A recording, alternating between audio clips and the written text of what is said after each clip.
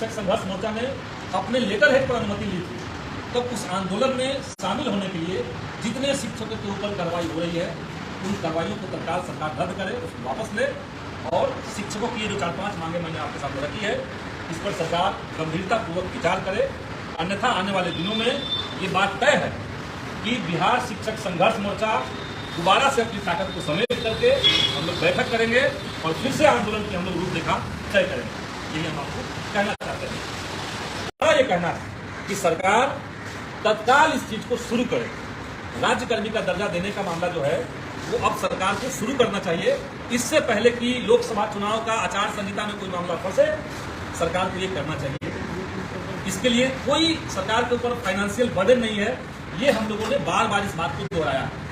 अभी इनसेंसिटिव तरीके से, इतना असंवेदनशील तरीके से टीचर से बात करते हैं। जैसे पिछले बार वीडियो वायरल हुआ, आप लोगों ने देखा होगा, जिसमें वो एक शिक्षक को इडियट कह रहे हैं, मोटा इडियट कह रहे हैं और बच्चों के सामने कह रहे हैं। के पाठक को ये जानना चाहिए कि वो आज जिस पद पर हैं कोई ना कोई शिक्षक उनको पढ़ाया होगा तभी वो उस पद पर गए।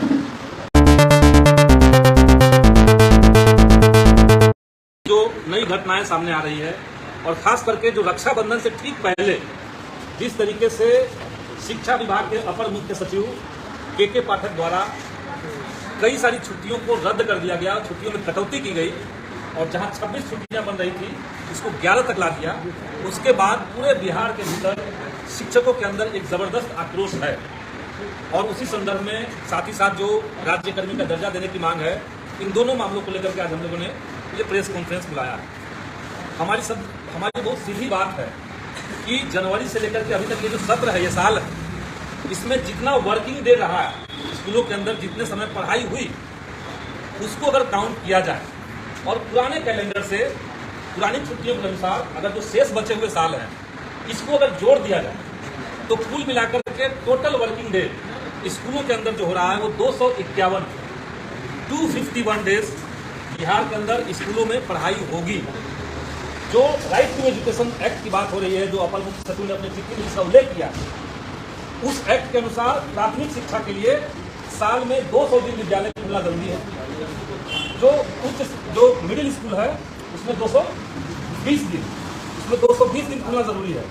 लेकिन पहले की छुट्टी के अनुसार ही जब 251 दिन पूरा हो रहा था, ऐसे समय में अलोकतांत्रिक तरीके से तानाशाही रवैया अपनाते हुए के पाठक ने जिस तरीके से छुट्टियों को रद्द किया है उसका हम मुखर विरोध कर रहे हैं और सरकार से मांग कर रहे हैं कि छुट्टियों को रद्द करने वाला या रद्द करने वाला जो सर्कुलर शिक्षा विभाग से जारी हुआ है उसको तत्काल वापस लिया जाए। इसके साथ ही साथ हम माननीय मुख्यमंत्री महोदय से, माननीय शिक्षा मंत्री महोदय से ये मांग करते हैं कि शिक्षा विभाग को अंधाधुंध तरीके से शिक्षक विरोधी जो नीतियां ली जा रही है वैसे नीतियां लेने वाले अपर मुख्य सचिव के पाठक को तत्काल शिक्षा विभाग से बर्खास्त किया जाए। मामला सिर्फ छुट्टियों का नहीं, इससे पहले भी हम लोगों ने देखा कि वैशाली जिला में एक महिला शिक्षिका जो अपने विद्यालय में स्पेशल लीव लेकर के अपने घर पे थी, और सब लोग जानते हैं कि महिलाओं को महीने में पीरियड्स के दौरान 2 बार स्पेशल लीव लेने का प्रावधान है। माननीय श्री लालू प्रसाद यादव जब बिहार के मुख्यमंत्री थे तब उन्होंने इस नीति को बनाया था और पूरे देश के अंदर ये नीति एक मिसाल के रूप में था। लेकिन बिहार में जब वो नीति चल रही थी, वैसे में कोई महिला अगर आवेदन लिख करके दी हुई है कि स्पेशल लीव हमको चाहिए, अपर मुख्य सचिव उस विद्यालय में जाते हैं। वहां जाने के बाद उन्होंने उस छुट्टी को कैंसिल किया और उस महिला शिक्षिका के खिलाफ एक शो कॉज नोटिस जारी किया और उनका वेतन रोक दिया। इतना ही नहीं, हमने ये भी देखा कि समय समय पर वो चाहे पदाधिकारियों की बैठक हो या विद्यालयों में जब दौरा करते हैं के पाठक, वहां जाने के बाद वो इतना इनसेंसिटिव तरीके से, इतना असंवेदनशील तरीके से टीचर से बात करते हैं। जैसे पिछले बार वीडियो वायरल हुआ, आप लोगों ने देखा होगा, जिसमें वो एक शिक्षक को इडियट कह रहे हैं, मोटा इडियट कह रहे हैं और बच्चों के सामने कह रहे हैं। के पाठक को ये जानना चाहिए कि वो आज जिस पद पर हैं कोई ना कोई शिक्षक उनको पढ़ाया होगा तभी वो उस पद पर गए। और वैसे समय में जब आप किसी पद पर चले गए हैं तो आप शिक्षकों के साथ गाली गलौज नहीं कर सकते। ये कतई बर्दाश्त नहीं किया जाना चाहिए। इसीलिए ऐसे सामंती मिजाज के लोगों को, ऐसे अलोकतांत्रिक व्यक्ति को शिक्षा विभाग के अपर मुख्य सचिव रहने का कोई अधिकार नहीं बनता।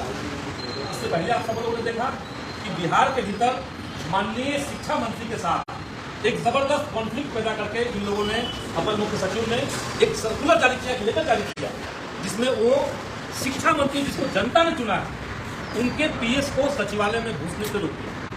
और पूरे बिहार के भीतर एक संवैधानिक संकट की स्थिति पैदा हो गई कि विधायिका और कार्यपालिका में किसका चलेगा। उस समय भी हम लोगों ने यही लाइन लिया था कि कार्यपालिका जो है वो विधायिका के मातहत ही हो सकता है, उसके अंदर ही हो सकता है। इसीलिए हमारी एक पहली मांग आज है कि के पाठक को निलंबित किया जाए और छुट्टियों को कम करने का जो उन्होंने फरमान जारी किया है उसको तत्काल सरकार रद्द करे। दूसरी बात हम कहना चाहते हैं, दूसरी बात यह है कि जो लॉन्ग पेंडिंग डिमांड शिक्षकों की थी राज्यकर्मी का दर्जा देने को लेकर, आप सब लोग जानते हैं कि 5 अगस्त के दिन बिहार में माननीय मुख्यमंत्री महोदय ने अपने आवास पे, मुख्यमंत्री आवास पे महागठबंधन के जो घटक दल हैं उनके साथ एक बैठक की थी। उस बैठक में भाकपा माले की तरफ से मैं भी मौजूद था और वहां पे तकरीबन 2 घंटे की लंबी बातचीत के बाद सरकार ने कहा कि हम इस मामले को सकारात्मक तरीके से लेते हैं और उस दिशा में सरकार बढ़ेगी। और उसके बाद 15 अगस्त के दिन माननीय मुख्यमंत्री ने गांधी मैदान में सार्वजनिक तौर पे मंच से इस बात की घोषणा की कि बिहार के तमाम नियोजित शिक्षकों को सरकारी कर लिया जाएगा। तो राज्यकर्मी का अभिप्राय था। उसके बाद माननीय उप मुख्यमंत्री ने भी अपने भाषण में कहा कि उनको राज्यकर्मी का दर्जा देंगे, लेकिन हमारी जो नियोजित शिक्षकों को पैसा मिलता है, वेतन मिलता है, वो वेतन और राज्यकर्मी का बन जाने के बाद जो वेतन मिलेगा उसमें बहुत ज्यादा का फर्क नहीं है। तो सरकार इनको राज्यकर्मी का दर्जा तत्काल दे, एक तो हम लोग ये मांग करते हैं। इसके साथ ही साथ राज्यकर्मी का दर्जा के साथ जुड़ा हुआ एक और मामला है जिसमें हम लोग चाहते हैं कि सरकार जो है वो स्थानांतरण का जो प्रावधान है, सब लोग जानते हैं कि 2020 में बिहार सरकार ने नियोजित शिक्षकों के लिए जो सेवा शर्त नियमावली लाई थी, उस नियमावली में उन्होंने उल्लेख किया कि बिहार के सभी शिक्षकों को, जिसमें महिलाओं को और दिव्यांगों को प्राथमिकता दी गई, 1 टाइम सेटलमेंट के अनुसार सबको एक बार ट्रांसफर का मौका दिया जाएगा। 2020 का वो कानून है, लेकिन आज 2023 चल रहा है और अभी तक सरकार ने उस दिशा में कोई ठोस कार्रवाई नहीं की है। इसलिए हम लोग मांग कर रहे हैं कि इसको तत्काल सरकार लागू करे और जो भी शिक्षक बिहार में स्थानांतरण चाहते हैं उनके स्थानांतरण की प्रक्रिया शुरू हो। और ये इसलिए जल्दी जरूरी है ताकि नई बहाली आने के बाद जब सीटें भरने लगेंगी तब स्थानांतरण में दिक्कत होगी। इसीलिए ट्रांसफर का जो मामला है, चूंकि जो 15 साल से पढ़ा रहे हैं, जो 20 साल से पढ़ा रहे हैं, उनको अभी तक ट्रांसफर नहीं एक बार भी हुआ, तो उनको प्राथमिकता दे सरकार और उसके बाद जो नई बहाली होनी है, जो बीपीएससी की तरफ से अभी परीक्षा हुई है, उसके बाद उसको किया जाए। चौथी जो हमारी मांग है उसमें यह है कि जो विधानसभा सत्र के दौरान पटना में आंदोलन किया गया था नियोजित शिक्षकों के द्वारा और हजारों की संख्या में नियोजित शिक्षक तब आए थे पटना में, और यहाँ आने के बाद एक भी कोई भी अलोकप्रिय घटना नहीं हुई, शांतिपूर्ण तरीके से आंदोलन हुआ। जितने शिक्षक इस आंदोलन में शामिल हुए थे वो अपने स्कूल में सीएल लेकर के आए थे, छुट्टी लेकर के लोग आए थे। जहां आंदोलन हुआ उसके लिए सरकार से लिखित अनुमति ली गई थी। बिहार शिक्षक संघर्ष मोर्चा ने अपने लेटर हेड पर अनुमति ली थी।